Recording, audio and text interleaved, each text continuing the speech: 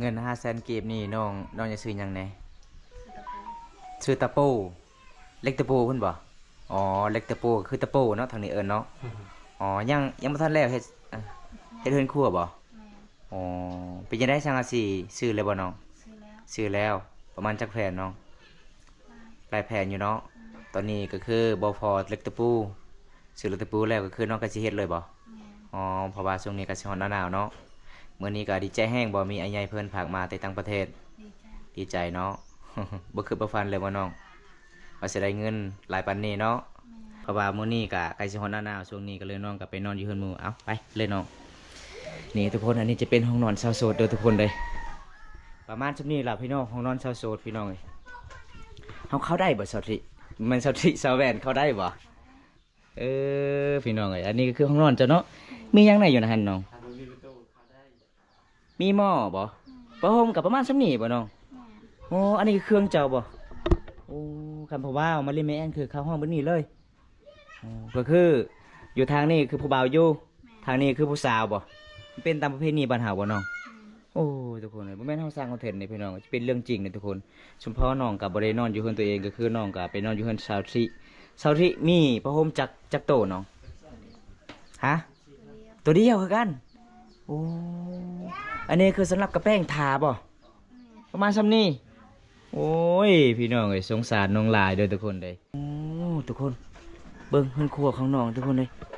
โอ้มันสิพังหมดเลยเนาะสังกะสีเนี่ยเนาะอันนี้เฮ็ดใหม่หรือบ่อันนี่บ่มีหรือบ่พาแอมนี่บ่มีแต่ตัดเนาะตัดเองเฮ็ดเองเลยทุกคนเกลือไปนัวก็มีเลยบ่น้องไอมามื้อนี้ยังบ่มีบ่โอ้ยพี่น้องอันนี้มียังนี่นะน้องตากยังอยู่นี่ตากข้าวให้บ่ โอ้คันเวลายามแดดก็คือไปตักตามซานขันยามหนาวก็คือไปตักบอนเตาไฟเลยโอ้นี่แหละพี่น้องเอ้ยเพื่อนของสาวแวนเด้อที่น้องบอกว่าอยากได้สังอาชีกับแฟนตอนนั้นเนาะเป็นยังไงไอายมาเมื่อนี้ยังมีแฟนเลยบ่หรือว่ายังบ่มียังมีคุณคุยเลยอ๋อปกติน้องกะไปเล่นโทรศัพท์อยู่ใส่กลางคืนอยู่ผู้พุ่นอยู่เพิ่นจะบ่มีสัญญาณบ่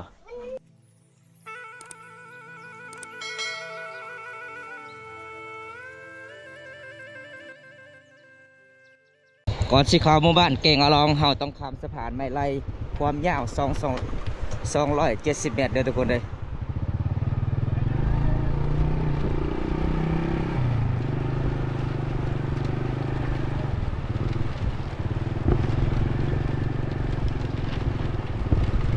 บรรยากาศใกล้สิฮอดหน้าหนาวเด้อพี่น้องสะพานไม้ไล่เก่งอลองปีสุดท้ายแล้วสิได้เห็นวันนี้บอมตาก็สิขึ้นไปบ้านสะบึทุกคน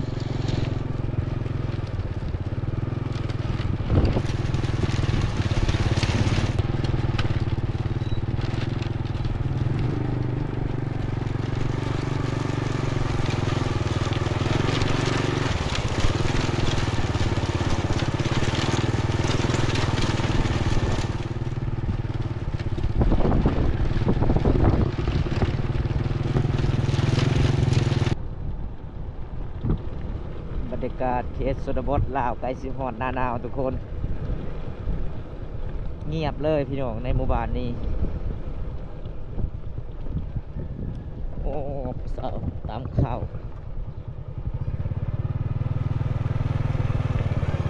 หมู่บ้านนี้ก็เป็นหมู่บ้านที่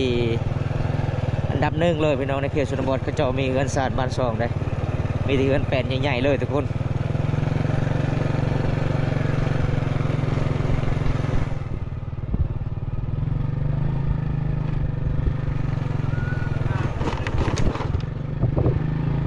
เขตชนบทส่วนแรกเขาเจ้าก็มาเฮ็ดเฮือนแบบนี้เลยเฮือนสูงพี่น้องไงเขาเจ้ามาเฮ็ดเฮือนแปลนสูงๆแบบนี้เลยทุกคนวันนี้บอมตาก็มาเดินทางหมู่บ้านซาวเวนคือเก่าทุกคนเลยโดนแล้วบ่ได้ไปเยี่ยมไปยามน้องเพราะว่าปกติบอมตาเดินทางก็คือไปเยี่ยมไปยามหลายๆสาวเลยมีสาวเวียนสาวแวนสาวทิสาวเมียวพี่น้องในหมู่บ้านนี้เด้มื้อนี้บอมตาก็สิขึ้นไปเยี่ยมไปยามสาวแวนก่อนมื้อนี้ก็จะได้พ่อหรือบ่น้องทุกคนนี่เป็นเฮือนของน้องเด้อทุกคนเลยโอ้อันนี้ก็คือห้องนอนน้องเด้อพี่น้องสบายดีสบายดีมื้อนี้อยู่เฮือนอีสานเนาะแม่แล้วล่ะบ่ก่อนมันยังยังบ่ทันได้ก่อนบ่ แม่ โอ้หมู่บ้านเจ้านี่หนาวแห้งเนาะชาวชาวที่ชาวอาเวียนอยู่เฮือนบ่น้อง บ่ ไปเมืองเลยบ่อ๋อมื้อนี้ก็ไปเยี่ยมพยายามอยู่เฮือนอยู่ศาลคือเก่าทุกคนเลยมีไอ้ใหญ่จากต่างประเทศโทรหาไปเยี่ยมพยายามแล้วบ่สาวแวนเพราะว่าบอมตาก็ติดภารกิจหลายพี่น้องมื้อนี้ไปกับทีมงานเฮา3คนคือเก่าอันนี้ก็คือเฮือนเจ้าเนาะอีพ่อแม่จะไปไสมื้อนี้เนาะ ให้ ไปให้บ่หนาวบ่หนาวแห้งอ๋อบ่มีเสื้อกันหนาวบ่ แม่ อ๋อบ่มีเงินจักซื้อเนาะคันมีเงินนี่น้องจักซื้อบ่ อยากซื้อ โอ้ทุกคนเลย อันนี้จะเป็นบ้านของน้องเบิ้งอันนี้ห้องนอนน้องกับบ่มีบานเลยทุกคน แบบเขาเจ้าเอาผ้าห่มแล้วก็มาปิดไว้พี่น้อง อันนี้ห้องนอนจะเนาะทางนี้เนาะ แม่ อันนี้ห้องนอนนี้แม่อ๋ออันนี้คือผู้ใดนอนอยู่นี่นะ อีกผู้ อีพ่อโอ้ทุกคนเลยเอามื้อนี้ก็ดีใจได้พ่อน้องมื้อนี้ทีมงานมาเยี่ยมมายามกะบ่เขียบบ่สั่งที่น้อง แม่ ได้บ่เอาทุกคนทีมงานหากันมาเยี่ยมมายามน้องก่อนมื้อนี้พี่น้องเอ้ยกะมียังมีผู้ยังใจะดีจากต่างประเทศมาเซอร์ไพรส์น้องจะได้กะให้ FC ได้รับชมนำกัน อ๋อเวลาแขกคนมาเยี่ยมมายามเจ้ากะนั่งแบบนี้เลยอ๋อ ทุกคนเลยเบิ้งเวลาแขกคนมากะน้องก็ว่านั่งแบบนี้เลย เอามื้อนี้น้องฮู้ว่าไอายมีหยังอีกสิให้นอกจากอาบซื้อผ้าห่มให้แล้ว โอ้โหเลยไอสิเอาใจได้ ไอายเอาใจจากผู้บ่าว USA มาให้เจ้าสิฮับดอกฮับได้บ่ ได้ อีหลีบ่ ขอเปอร์เซ็นต์จักเปอร์เซ็นต์ ร้อย ร้อย ร้อยเลย อ๋อมอดแสนเนาะ เอาทุกคนเลยมื้อนี้ก็มาหยอกมาเอ็นน้องกับประมาณส่ำนี้เพราะว่าหลายมื้อแล้วที่บ่วงบ่ได้ไปเยี่ยมญาติน้องทุกคนเลยหรือว่า ก็คือผู้ใหญ่ใจดีจาก USA นั่นแหละบ่วงก็เลยติดภารกิจหลายผู้ใหญ่ใจดีขอให้เจ้าเห็นเจ้าแล้วก็เอ็นดูสงสาร เห็นเจ้าบ่มีผ้าห่มแน่อายเพิ่นก็ฝากนำพระองค์ให้ซื้อผ้าห่มให้ เงินก็จำนวน500,000กีบนับเบิ่ง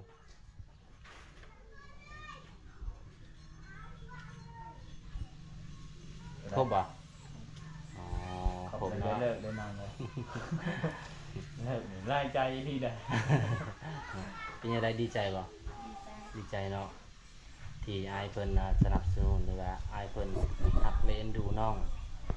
เอาจังใดก็ขอขอบใจผู้ใหญ่ใจดีเพิ่นแหน่จากประเทศสหรัฐอเมริกาเด้อ ขอบใจแน่เอาขอบใจอายเพิ่นแน่ขอให้อยู่ดีมีแห้งเด้อ ขอให้ร่ำให้รวย ขอให้เราให้ ปรารถนาสิ่งใดขอให้ได้สิ่งนั้น ปรารถนาสิ่งใด เงิน500,000กีบนี่น้องจะซื้อหยังแหน่ สุตะปู ซื้อตะปูเล็กตะปูเพิ่นบ่อ๋อเล็กตะปูก็คือตะปูเนาะทางนี้เอิ้นเนาะอ๋อยังบ่ทันแล้วเฮ็ดเฮือนครัวบ่ แม่ อ๋อเป็นจังได๋ช่างอาสีซื้อเลยบ่น้อง ซื้อแล้ว ซื้อแล้วประมาณจักแผ่นน้อง ลายหลายแผ่นอยู่เนาะตอนนี้ก็คือบ่พอเล็กตะปูซื้อเล็กตะปูแล้วก็คือน้องก็สิเฮ็ดเลยบ่ แม่ อ๋อเพราะว่าช่วงนี้ก็สิฮ้อนหนาวๆเนาะมื้อนี้ก็ดีใจแฮงบ่มีอ้ายใหญ่เพิ่นฝากมาแต่ต่างประเทศ ดีใจ ดีใจเนาะ บ่คือบ่ฟันเลยว่าน้องว่าสิได้เงินหลายปานนี้เนาะ แม่ ปกติน้องไปเฮ็ดงานอยู่นครหลวงจันทน์ก็บ่ได้ ดีใจนำน้องเด้อทุกคนเลยเฮาก็มาเยี่ยมมายามมาสะพานบุญให้ผู้ใหญ่ใจดีจากประเทศไทยประเทศอเมริกาเด้อพี่น้อง เพราะว่าอ้ายใหญ่เพิ่นก็โทรน้ำตลอดเลยพี่น้องเฮาก็ติดภารกิจหลายปกติเฮาก็ไปทำบุญนํกันทุกคนเลยแต่เฮาก็ติดภารกิจไปละลายหมู่บ้านไปสะพานบุญละลายหมู่บ้านก็เลยก็ติดภารกิจมันโดนเลยพี่น้องเพื่อมาเยี่ยมมายามเพราะว่าบ้านน้องก็มันไกลที่สุดกับตัวเมืองเดินทางก็สิลำบากแน่มื้อนี้ก็อ้ายพ่ออ้ายแม่ก็บ่ได้เห็นอยู่เฮือนเนาะหลังจากได้เงินแล้วน้องให้พอหรือว่าให้น้ำมีแม่น้ำมีแม่ เวลาเจ้าให้นี่เจ้าบอกว่านี่ใดเป็นลูกเคยจากประเทศอเมริกาให้บ่ สาวแว่นดีใจยิ้มตลอดเด้อทุกคนเลย เอาจังไดกะสู้ๆด้วยน้องเด้อตั้งใจช่วยเวียกไอ้พ่อไอ้แม่เฮาเป็นกำลังใจให้ แม่สู้ๆอีกประมาณจักเดือนน้องสิเฮ็ดเรื่องครัวสิเฮ็ดแล้วอ๋อถ้าว่ามีเงินซื้อเล็กตะปูก็สิเฮ็ดแล้วเนาะไม้ยังไม้ตอกยังก็ครบแล้วบ่ ยังบ่ครบอยู่แต่ก็จักได้เล็กตะปูไว้ก่อน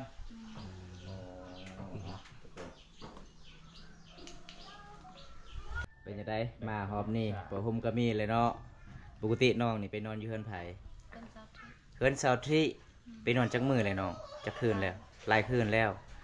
ก็คือน้องอยู่นอนอยู่ห้องนอนน้องนี่บ่มีผ้าห่มบ่ แม่ ก็เลยไปนอนในเฮือนหมู่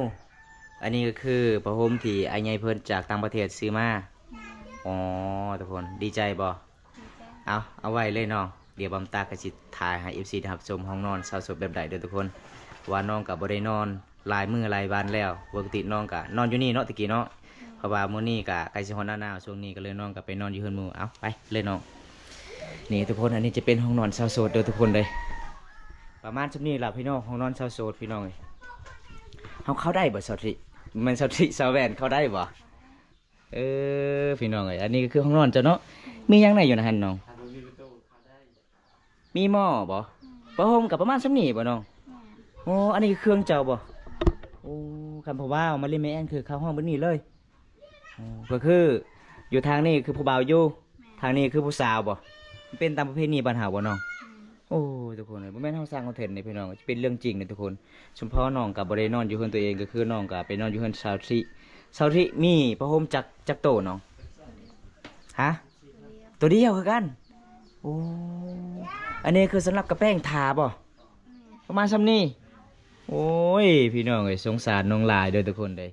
เสื้อกับเสื้อประมาณซ้ำนี้ล่ะพี่น้องเอ้ยอันนี้ก็คือเสื้อน้องได้เงินมาแต่ใส่ซื้อน้อง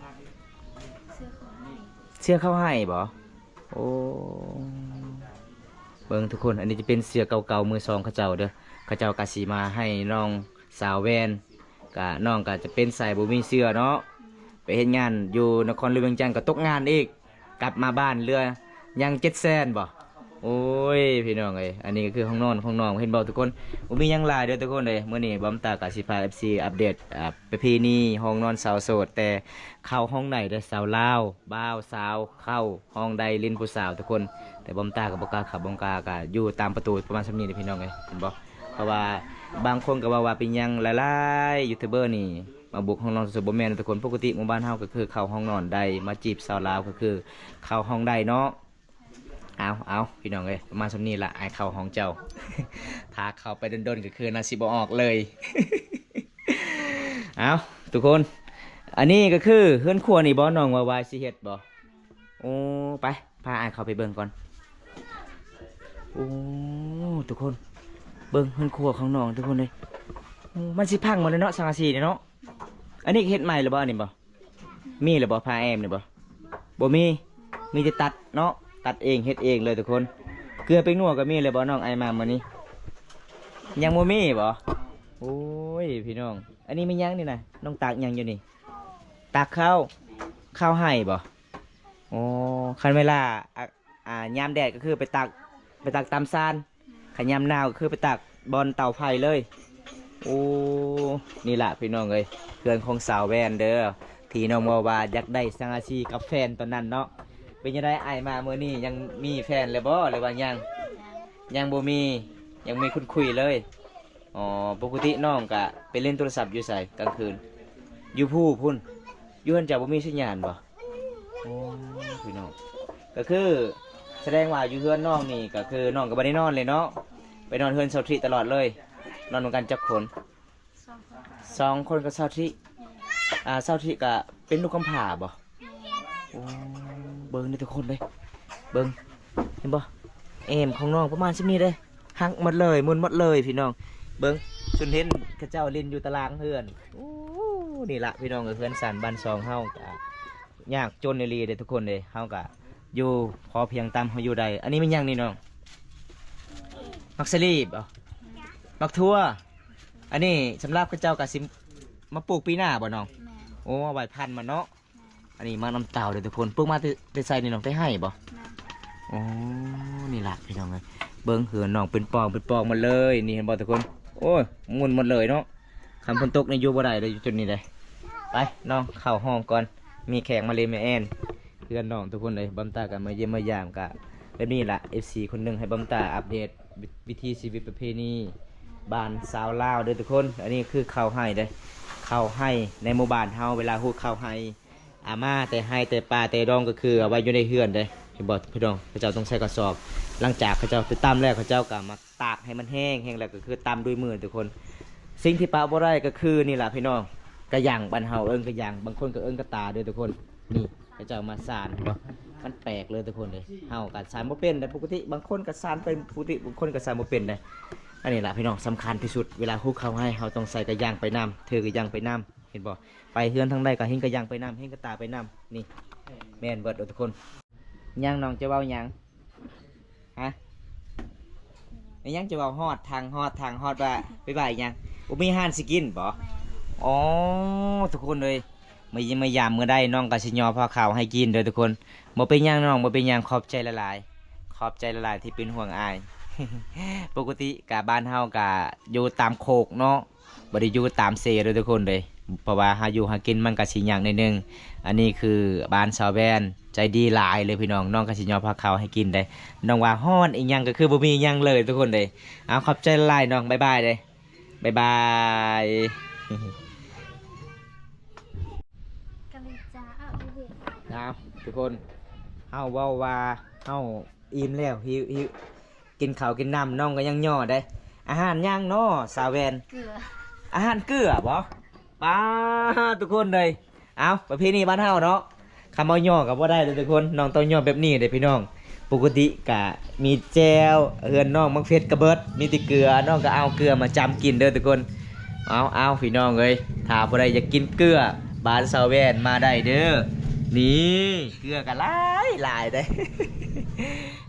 ปกติอยู่เพื่อนน้องนี่คันบ่มีอาหารน้องก็เอาเกลือมากินบ่อ๋อจำกับข้าวแล้วกินไปเลยโอ้ละลายหมู่บ้านบอมตาไปยิมไปยามตอนนั้นสาวสุกก็คือกันนี่น้องคือบ้านเจ้าคือกันได้เพิ่นเอาเกลือให้บอมตากินบอมตากินบ่ได้ แต่สาวสุกกินได้ก็คือเจ้ากินได้บ่เอ้าเจ้ากินลองเบิ่งน้องเป็นจังไดน้อง อันนี้บ่อาหารที่น้องย่อให้สายกิน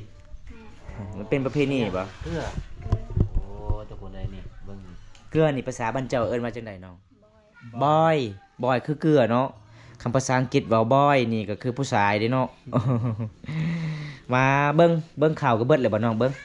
โอ้พี่น้องเอ้ยยอมรับว่าใจดีเด้อทุกคนเลยข้าวเบิดก็ย่อให้กิน อย่าไปเบื่อก้อยบ่อย บอย เกลือ บ่แม่นบอยมันเป็นเบื่อบอย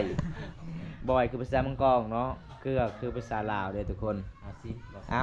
สิค่อยๆนะครับเจ้า เอา บ่ยาก ซาเว่นจะพาเพื่อนกินก่อน จะพาเพิ่นกินก่อนเอา เพิ่นว่าจำได้ก็คือจำแล้วก็คืออย่าเลิกได้เพิ่นว่า เอาให้เพิ่นกินก่อนโอ้แซ่บเนาะบ่แม่นน้ำตาลบ่น้องน้ำตาลหรือบอยนี่นะ บอยบอยโอ้บอยคือเกลือเด้อทุกคน นี่ อ้าวบ่าวกรุงเทพเพิ่นว่าลองเบิ่งจักบาทเป็นจังได หวาน หวาน บ่ได้เข้มบ่ บอก โอ้ กินแท้เด้อทุกคนเลยบ่แม่นเฮาสร้างคอนเทนต์เด้อน้องก็เคยกินแบบนี้เด้อทุกคน แสดงว่าบอยอันนี้นะมีเสน่ห์แล้วหวานแท้ โอ้เสียดายเนาะบอมตามาที่เมืองน้องกับบ่ได้ซื้ออาหารให้น้องทุกคนติดต่อน้องบ่ได้เลย เป็นจังไดเน็ตเบิดบ่น้องอ๋อพอบอมตาก็ติดต่อบ่ได้ทุกคน มามื้อนี้ก็จักสิได้พอน้องหรือบ่ก็เลยบอมตาก็บ่ได้ซื้ออาหารมาเดินทางกันมาหลายกิโลแน่พอติดต่อน้องก็น้องก็บ่ได้ออนโทรศัพท์มามื้อนี้ก็คืออาหารบ่อยเด้อทุกคน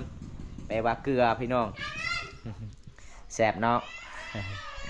เอาขอบใจหลายน้องเอ้ยเอาไว้เลย กินก็แซ่บเลย เพราะว่าเฮากะมาจำตามประเพณีทุกคน แม่น เฮามา3-4คนก็อย่ามีคนหนึงจำกันแล้วพี่น้อง รายการขอบใจหลายๆเด้อที่ยอมพาเขาให้กิน อะไรหลังจากเพิ่นกินเกลือแล้วเพิ่นว่าโอ้ยคอแห้งเลยเด้ออายเด้อ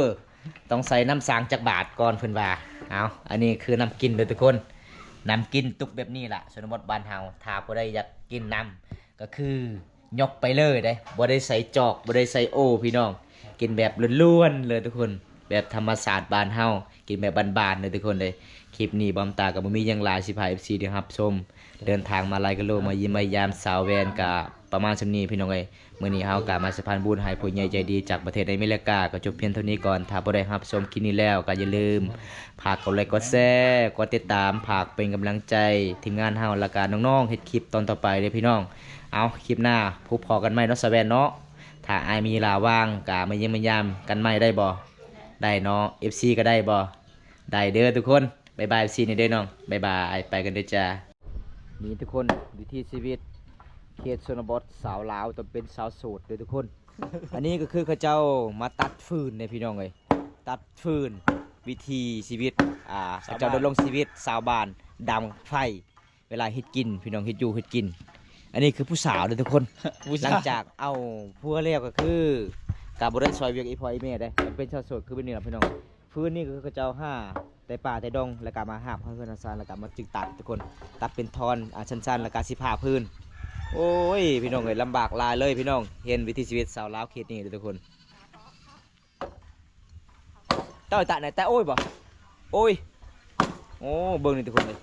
แบบเดิมๆเลยเหยียบเลย วิธีชาวบ้านทุกคนตัดฟืนเอาไว้ดังไฟยาม มายกซอยยกซอยยกซอยเพิ่นก่อนทุกคนอ้าวสิเตี้ยเลยเรียบร้อยเอาทุกคนตอนนี้บัมตากับสิกลับบ้านนะเด้อทุกคนเลยมาเยี่ยมมายามสาวแวนแล้วก็มาสุพรรณบุญให้อายใหญ่เพิ่นจากประเทศอเมริกาเพราะว่าอายใหญ่เพิ่นก็โทรนำตลอดทุกคน